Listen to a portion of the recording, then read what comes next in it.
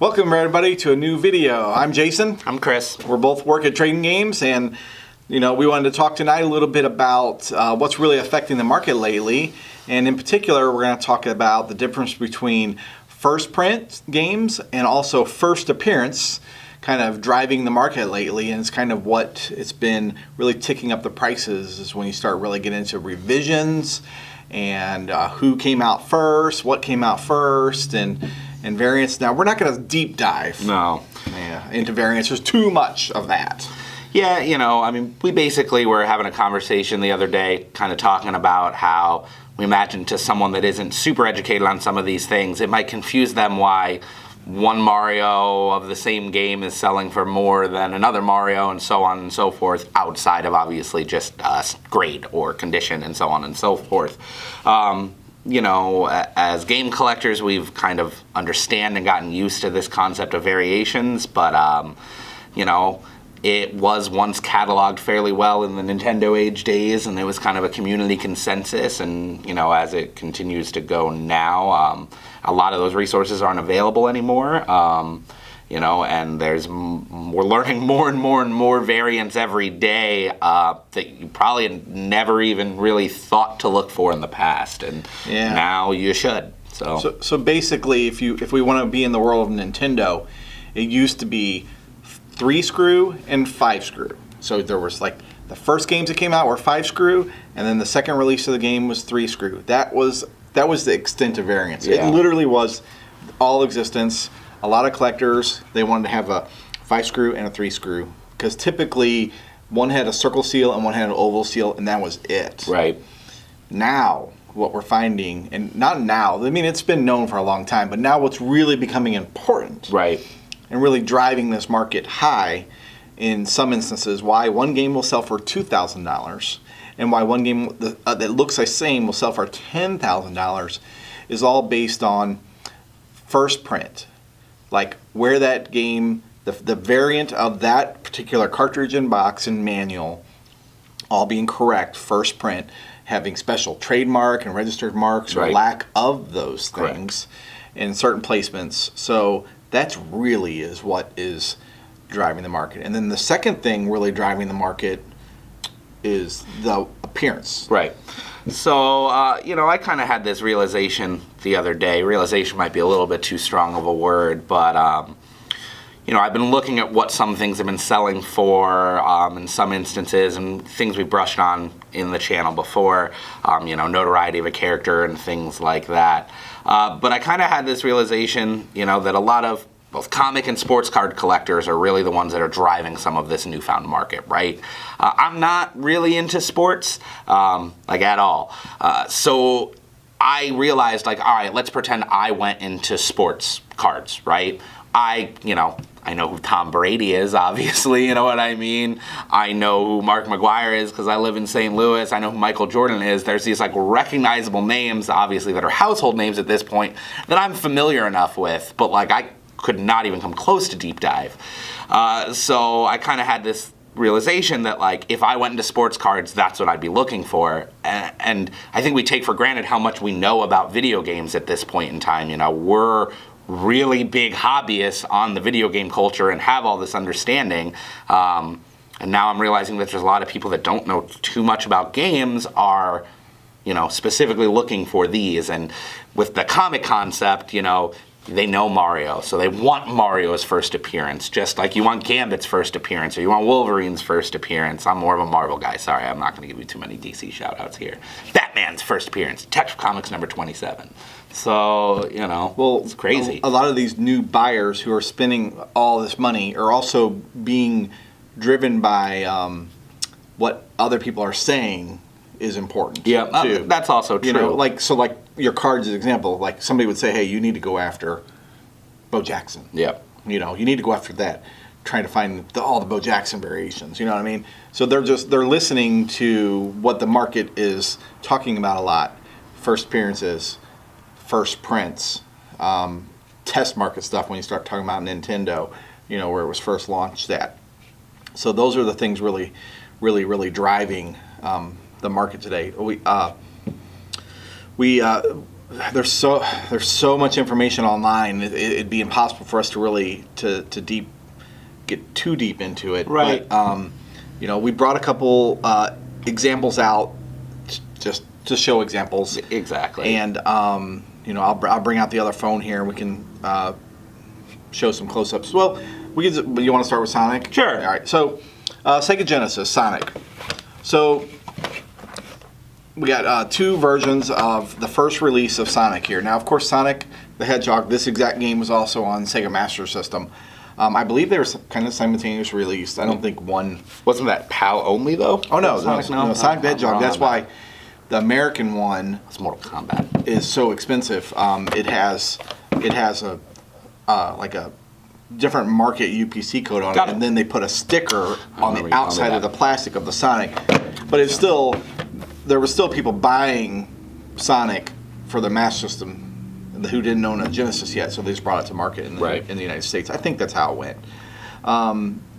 So let me open up my phone and so we can get some close-up shots and kind of talk about this and keep the same audio here. Well, what we're looking at here between these two is this being the pack-in version of the game.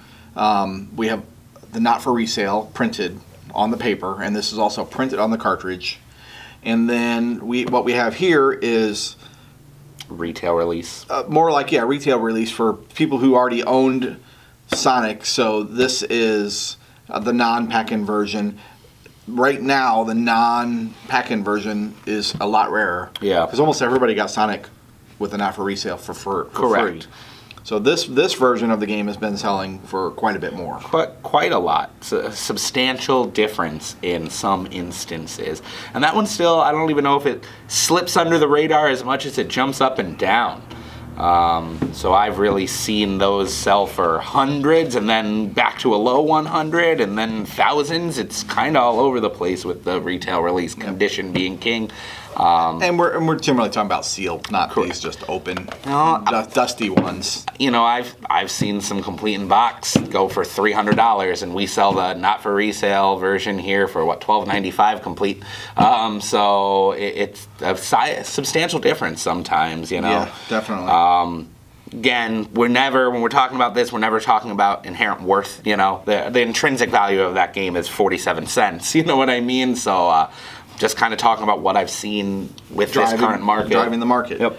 And I guess this would be a pretty good example of the Nintendo here. When we start looking at 3 from all normal appearances here, we're looking at the same Mario Brothers here. Right. When you start looking at these black box Nintendo games. I'm going to actually stop that film in there and refilm so we get a better angle here, a wide angle. So when we're talking about these Mario Brothers black box, from a first appearance from the front here, these all look identical. They are on the front here. They're all identical. Where the major differences is, we have a Rev A on this one. So one of these two came out. This is the last of them. And there's these are all considered circle seal, and then there's also an oval seal. Right. Which I didn't have to bring out. So really, when you want to start digging down into these, here's where you're going to really start seeing your difference. This would be a hang tab. This would be a 5-screw hang tab Mario Brothers. And this one was also, as you can see, a sticker seal. You can see where the sticker has been removed there. I don't know if that was a matte or... Yeah, well, and we're still learning on some of this too. Some of these games have an astronomical amount of variations between them. We don't know how to tell the difference as it currently stands between the matte sticker seal and the gloss sticker seal. When the sticker's gone. Transparently, we just pulled these out like just 10 minutes ago before we decided to record this video. We'll use this as the example, right? So we didn't deep dive and research and stuff like that. So this one is a 5-screw. So we got a 5-screw hang tab and a 5-screw non-hang tab. Right. And then we have a 3-screw revision A. Non-hang tab revision A. So, and then it goes into oval seal, 3 screws. Right. and even probably Oval Seals 3-screw revision A's. Right. There's probably 10 different box variations for this. And I bet you there's even boxes between these. I bet you there's a hang tab, non-sticker seal version of this also, which I don't even have. So there'd be one in the middle of this. So first print test market, regular release hang tab, then the 5 then goes down to 3-screw and 3. So there's 10 different boxes for this game alone. When you really start deep diving it. Like the big first prints that you've heard are sticker seal Mario, left Mario Brothers, which means the word brothers is on the left. I hear a lot of people throwing around Sandshrew Pokemon right now, where there's a character Sandshrew is on the back. So as this newfound with the establishment of WADA and people more looking into this type of thing and notating it and making it more visibly available to the standard consumer. I want to specifically word it that way because I don't want someone to be like, people have been talking about this for years on these forums and stuff. Like, yes, that's true, but the standard consumer that doesn't have the wealth of knowledge that a lot of us come into this hobby or from this hobby have, they're making it a little bit more digestible for those people. Yep. And as someone that has a pretty large amount of knowledge, it still can be confusing to me many a times because there's so many different variants of some things. You know what I mean? Variants are driving the market. First appearances are driving the market. The first appearance thing is really driving the market. Right. That's a crossover from the comics and the baseball cards. Absolutely. And that's something that we're just having to accept. Right. Well, again, I know that in comics we call it key issues, right? With video games, again, it's these comic collectors, these card collectors, art collectors, coin collectors are coming in and taking other collector habits and, putting them into the video game hobby. For right or wrong, that's what's happening, right? A Sonic can sell sealed for $2,000. Yeah. And a Crusader of Sinti won't get that. And Crusader of Sinti is insanely rare. Yeah, but it's not necessarily about rarity. I always use a good example with rarity. I always talk about Zelda, and I talk about Gray Card Zelda, which is like essentially the NES Player's Choice with the NES Classic series, right?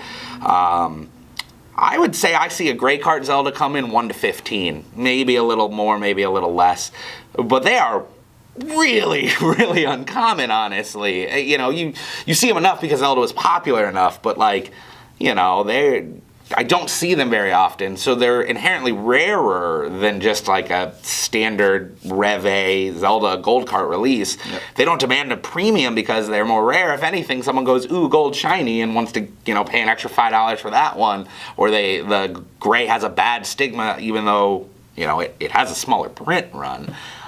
So there are less copies of that out there, but rarity doesn't always necessarily coincide with supply and demand. Not right now. Exactly, especially right now, and just in general. It's all about the demand is the real driving force, and the supply is, especially for some of this like mint sealed stuff. The more and more we get into this, it's a lot less than it seems. There's a lot that sit in private collections, but I do think that we're kind of looking at like the most cherry of the cherry right now, and that's slowly going to diminish over time because there are a lot of people that have been collecting that are like, oh, okay, I do have this stuff, and there's a lot that are still sitting in private collections, but like I think the not easy market to find. The collecting people who are bringing this stuff to market have started with the best stuff. I agree with that. Because they don't want to risk their rare stuff right now underselling because there's no demand for it.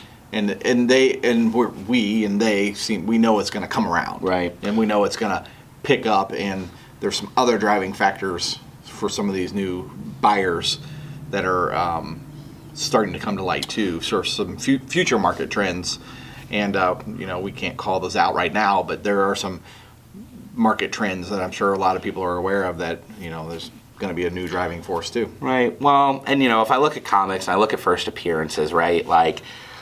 Some of that's a little subjective. I'm going to use an example. So Sonic the Hedgehog, right?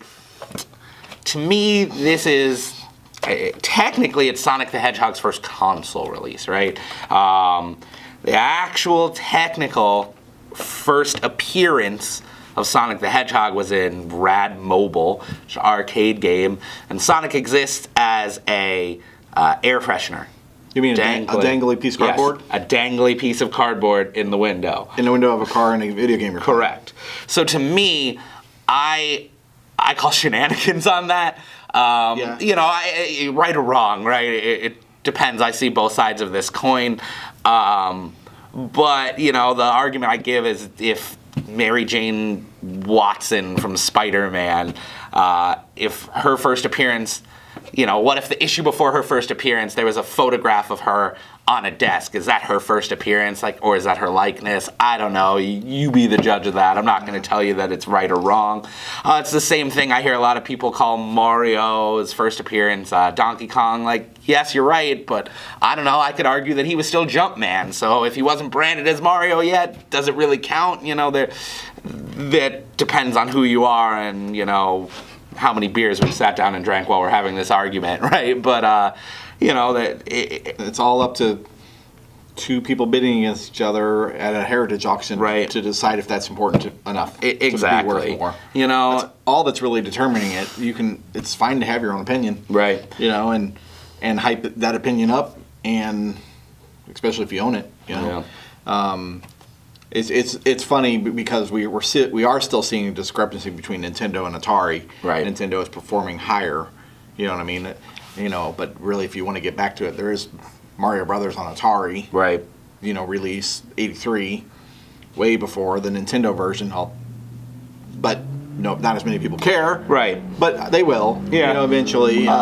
You know, it really just depends on what you're looking for, you know. There's no right or wrong way to collect, you know. We've talked about that a lot before. You might be interested in something that someone else isn't and vice versa. You know, we know a lot of people that watch our videos don't like a lot of what's going on in there, and, you know, that's absolutely your right to have that opinion. We do, you know. I'm pretty happy with a lot of the WATA stuff so far. You know, we're probably about 10 or 15 minutes into this video at this point, but I'm going to answer it again as we get it a lot. We mostly have been using WATA because they work with Heritage, and we just like their product, and we're working with Heritage, you know. Since the last video, like, I'm set up with Heritage now. I know I spoke a couple weeks ago saying I was working on everything. That's all set in stone. I have quite a few games down with Heritage at the moment. Some of them just showed up today, and I will just put in a little plug for Heritage here that please remember they're like in the Dallas area, so they were horribly hit with the storms. You know, Dallas actually experienced you know, a season for once. Yeah. And so, you know, my game sat on a landing dock for like a week. That's not their fault, right? So, you know, if you have stuff on the way there or anything, don't freak out. You know, it's just, you know.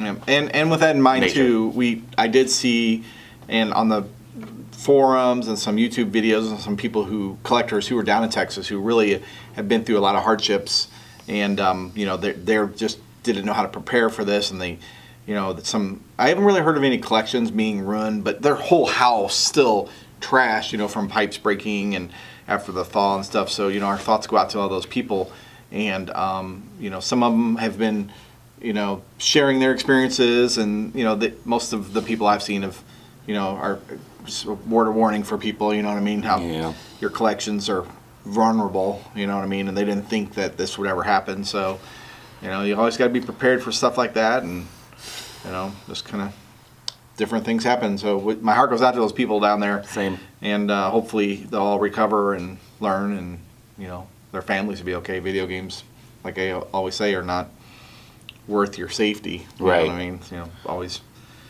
they're low on the totem pole of that. So, you know, we do appreciate you guys, as always. You know, keep asking questions. Again, we try to answer them in the comments the best we can. We try to answer them in the videos. So, you know, the only thing I guess I'd even ask, finish the video, shoot the question out there, because a lot of times a lot of questions that were being asked are actually answered already later in the video. I'm sorry, I'm long-winded, it happens.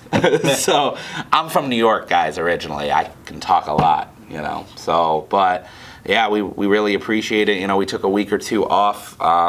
We had some pretty crazy, well, everybody went through this winter storm, so that was our excuse. It was a little nutty everywhere. So, man, here, Texas, all the way up to.